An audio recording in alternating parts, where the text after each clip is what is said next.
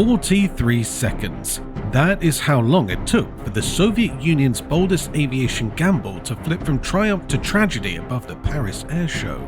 To understand why a supersonic airliner worth billions of rubles was really built to fly only a handful of times, we need to rewind to a Moscow conference room in 1963, where a single photograph bent national pride into a deadline and turned careful engineering into a sprint. Picture the scene: a smoke-filled Kremlin room, a long table scarred by years of elbows and ashtrays. Officials lean over a grainy black and white image of the Anglo-French Concorde. The machine in the photo looks like a silver spear that promises to fold the Atlantic into a 3-hour errand. The room goes quiet. Then Nikita Khrushchev's fist lands like a gavel. "Build one," he orders. "Build it faster. Make it bigger. Make it fly first." The words are simple, yet they carry the weight of a rivalry that measures success in headlines and parades. This is not about passengers or profit. It's about something more potent in the middle of the Cold War. Proof. Proof that Soviet engineering can match anything the West can produce. The aircraft that will emerge becomes the most expensive political statement ever to break the sound barrier. It's a moving headline and a flag at Mach 2 and a boast that leaves white streaks in a blue sky. The race begins with a handicap. A normal airliner needs 10 or 12 years to climb from drawing board to first flight. The Tupolev Design Bureau is given 5, less if they want to beat Concorde into the air. Every morning, the engineers arrive knowing that somewhere in Toulouse and Bristol, their counterparts are grinding through the same sprint. The difference is philosophical. The Western teams are building an airplane for airlines and accountants. The Soviets are building a message for the world. Here is a detail the histories often skip. The coffee at Tupolev is terrible. Engineers laugh about it now, but back then they lived on 3 hours of sleep and whatever that brown liquid was. They redesigned aviation with slide rules and cigarettes and the gallows humor of people who knew that time was not on their side. One engineer, Viktor Vulovich, later said he sketched wing platforms on napkins at his own wedding reception. His bride frowned. The KGB listened. In that building, every joke had an echo and every echo sounded like a ticking clock. Andrei Tupolev, son of the legendary designer, understands the order. Copying Concorde is not an option. The team has its own ideas on how to move through thin air at twice the speed of sound. Where Concorde leans on its famous Ogi delta to harvest lift from tidy spiraling vortices, the Tu-144 shows something that feels uniquely Soviet. Retractable canards near the nose, small whisker-like surfaces that pop out during takeoff and landing to add lift and to give pilots back the visibility and control that long-pointed noses like to steal. These are not just different answers to the same problem. They reveal different instincts. Concorde's creators live in a world where elegance and efficiency keeps airlines solvent. The Tu-144's creators operate under a directive that values the date of the first flight above the price of fuel or the volume inside the cab. The machine is a vehicle for a message. Refinement can come later if there is time and if the newspapers still care by the time the carpet matches the bulkhead. The pressure erases sleep and steals weekends. People keep spare shirts in desk drawers and stretch on carpet that smells like ink and cold tea. Data sets that would normally simmer for months get waved through in days. When it's time to choose engines, there is no room for a clean sheet. The team sets NK-144 turbofans that began life in military programs. Afterburners provide the shove needed to break the sound wall and to stay there. The price is fuel and noise. The engines drink like marathoners and shout like artillery. That description is almost kind. One test pilot says it feels like sitting inside the drum while someone hits it with other drums. Another says the vibration at takeoff feels like a marching band in steel boots. Yet brute force does its job. The airframe claws into the realm where the air gets thin and hot and unfriendly. At those speeds, the skin warms and the frame grows by centimeters. Everything that looked solid on the ground becomes a negotiation with heat and pressure and with the strange new physics of fast air. December 31st, 1968. While Moscow prepares for New Year, test pilot Eduard Ilyin advances the throttles on prototype CCCP-68001. The Tu-144 lifts from Zhukovsky Airfield 2 months before Concorde will make its own maiden flight. Pravda splashes the photo across every front page, a silver arrow against a winter sky. Proof that socialism can outrun capitalism at twice the speed of sound. Families point at the image across kitchen tables. Teachers hold up the newspapers and talk about progress and pride and a future that hums like a turbine. Elian later admits he cannot hear the tower's congratulations over the engines. He can barely feel his hands through the vibration, but the needles are steady and the climb feels like a promise kept.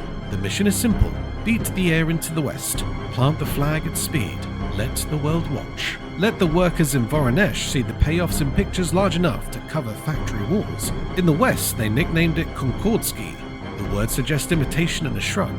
Look closer and the aircraft is similar in outline yet different in detail. The Soviet plane is larger and planned to carry as many as 140 people. Concorde seats around 100. The wing uses a double delta with a change in sweep to help at low speeds. The retractable canards tackle a visibility problem that Concorde solves with a droop nose and a carefully managed approach. Even the landing gear looks as if it was built by people who trust steel more than luck. The engines tell a story that will haunt the program. Concorde's Olympus turbojets are tailored for sustained supersonic cruise and can settle at speed without afterburners. The NK-144s are adapted and then improved while the program is already in motion. They work, but the cost is fuel and range and a noise footprint that invades every seat.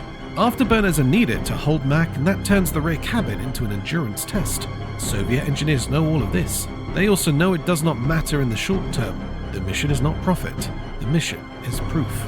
By June 5, 1969, the Tu-144 breaks the sound barrier. By May 26, 1970, it exceeds Mach 2 and becomes the first commercial transport to reach that mark. Every achievement makes headlines across continents. The message is simple and loud. Whatever the West can build, the USSR can build faster. Workers tape clippings in factory windows and engineers draw dates in grease pencil on a wall that looks like a scoreboard built out of chalk and pride. Numbers hide the struggle. Inside the program, people fight 1,000 small battles. Systems feel rough. Avionics trail their Western counterparts. Western manufacturers can call a specialist in Zurich or Seattle and have a component by the end of the month. Soviet designers work with domestic factories and often adapt military hardware on timelines that ignore caution. The toilets became a running gag. They are adapted from bombers and seem to require gymnastics. The manual is 12 pages long for a toilet. The production line at Voronezh builds 16 airframes, 1 prototype, 1 pre-production aircraft, 9 Tu-144S variants, 5 improved Tu-144Ds. 16 is not enough for a commercial program. It's perfect for a demonstration fleet. Each airframe feels hand-built and idiosyncratic. Mechanics learn the names of individual quirks the way sailors learn the moods of ships. A valve here, a cable run there. It feels more like a spacecraft than an airliner, and the hangar whispers about personality if the machines can hear. Then comes Paris, June 3rd, 1973. The crowd at Le Bourget has just watched Concorde float and carve with a light touch. The Soviet crew wants to raise the stakes. They pull the Tu-144 into a steep climb that makes the audience gasp. People at cafe tables look up with hands shading their eyes. Cameras pan and zoom and keep rolling. The aircraft pitches over into a dive. As the pilot fights to recover, the left wing separates. The Tu-144 breaks up over the suburb of Busanville. All 6 crew members die and 8 people on the ground are killed. Houses burn. The schoolyard goes silent. French and Soviet investigators never arrive at perfect agreement. There are rumors of a Mirage fighter that came too close while taking photographs. There is a story about a camera dropped into the cockpit that jammed the controls. Engineers inside the program later describe a more technical chain.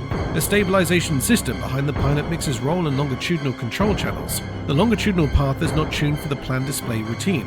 When the canards retract after a slow pass, that channel wakes up and drives the elevons down. The nose drops. Pilots fight back and redeploy the canards. Loads spike. The wing exceeds its strength and the airframe loses the argument. The political damage arrives instantly. The Tu-144 was built to show that Soviet technology can stand shoulder to shoulder with the West. Now the world has watched it come apart above Paris. Ending the program would look like surrender. That is not an option. Factories keep humming. Meetings stretch. Reports thicken. The directive is to continue and to find a stage where the aircraft can appear steady and useful even if the numbers do not add up. So they point even higher. Passenger service. On November 1st, 1977, Aeroflot begins scheduled Tu-144 flights between Moscow and Alma-Ata, now Almaty. It makes little economic sense. The distance is easy enough for conventional jets. Tickets are subsidized to the point of parity. The point is not transport. The point is a red-starred airliner streaking across Soviet skies at Mach 2. The message to citizens and rivals is blunt. We are still in this game and we can carry our own people at this speed. Inside the cabin, the reality is less heroic. Passengers cannot hold a conversation over the helm. The air conditioning struggles. Windows are small. There are no overhead bins because every kilogram threatens the range. Flight attendants use hand signals and a string of nods. The toilets are an adventure that nobody wants to repeat.